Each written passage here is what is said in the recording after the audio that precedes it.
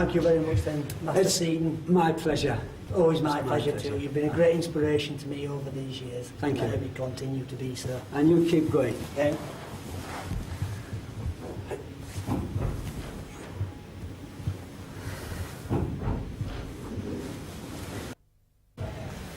How you doing, Dave? Not bad, Bob. Not bad at all. I'd like to introduce Dave Allen, basically the founder of martial arts in Huddersfield. Been training for a long time now. Dave, how long's it been? Started in 1964 on a Shotokan beginners course at Huddersfield Judo Club. Stopped there till I was yellow belt, and then I moved on and I joined Phil Milner. We formed the Yorkshire and Midlands Oriental Arts Society. There were Phil Milner, myself and Walter Seaton and a guy called Colin Edwards. And that was the forerunner to the IBA. I left the IBA at one stage and went back to the UKKW, trained under Suzuki, Maida, Sakagami, Kitamura. As time went on, I felt I wanted to go my own way, and still kept my contacts with Phil, still trained with him. I regard him as my chief instructor. Yes, well, he's a good chief instructor to have in today. How have you seen martial arts change over the year? Would you say it's changed for the better or changed for the worse? Certainly changed for the better. People now realise that everybody has got to go to work the next day. When I started, broken legs, broken noses were quite common. We've now got the safety aspect where people want to train on mats and have to train on mats. I think a lot of the cowboy elements disappeared, but obviously from time to time some will reappear. As they do, yes. But they won't last. But good martial artists have no need to badmouth them. Yes. Because the students will find out themselves where the good clubs are and the good masters are. Okay. Yourself, you're very much into the jiu-jitsu element of martial arts and the self-defence, and you seem to steer away from the sporting element. How do you view the sporting element in comparison to the street? Sporting element's very good. I think it's good for development. But again, you get the sporting element, you get the politics, and I do not like politics. Yeah. I want everybody to train and just be in harmony. Yes. But yeah, there is room for the sporting side. We've got to have it, because people want to fight, and that is where they can fight. But the average guy in the street, he might not want to fight, so you teach him self-defence the best as you can. Make it as real as you can. But that's not bound to work, because you get black belts that's teaching self-defence that's never been attacked themselves. Yes. So then you get the fear factor, which there's many books about. Jeff Thompson's very good. He is. Excellent.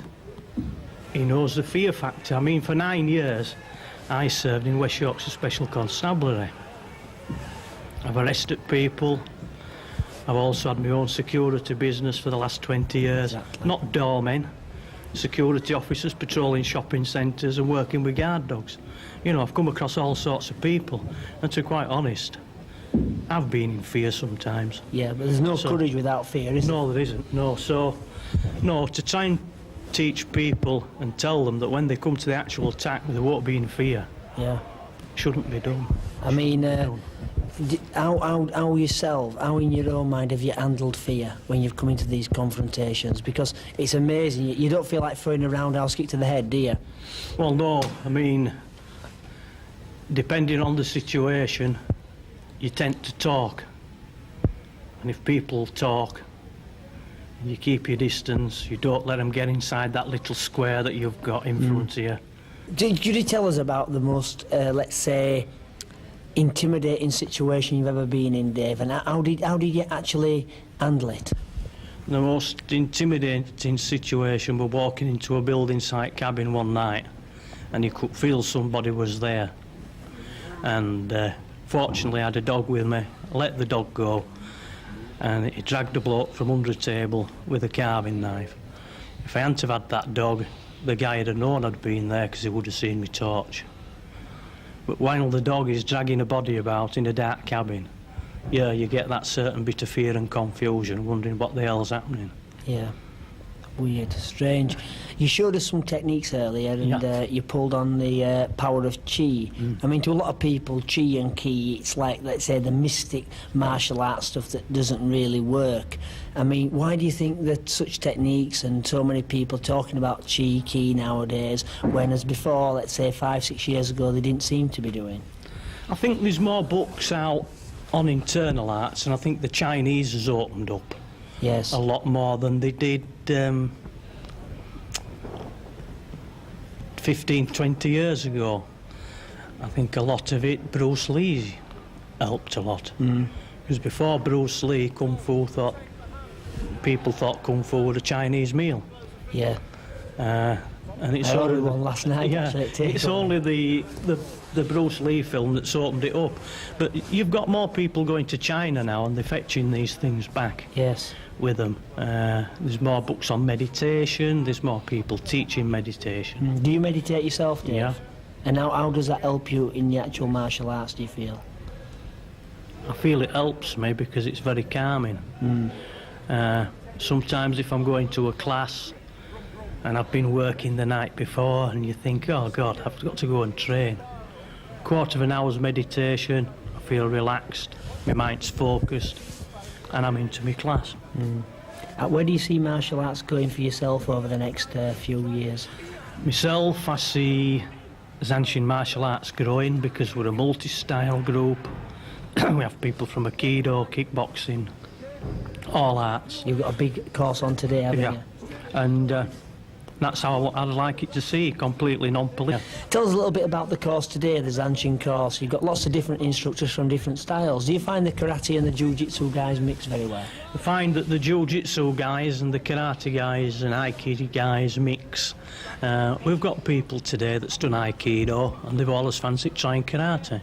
Yes. So they go along to the karate group, they try it. And If they like versa, it, yeah. they like it. If they don't, they don't.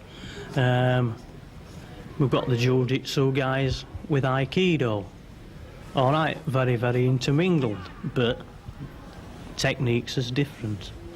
We've actually got Siegfried Benkel from Germany with us and Salvatore Minelli from Italy. I went out in Spain with them last year and I've been out this year, and I find that they're from Germany and Italy. The techniques that they teach and we teach are 80% to 90% the same. So there is a standardisation. I think there is a standardisation in the martial arts.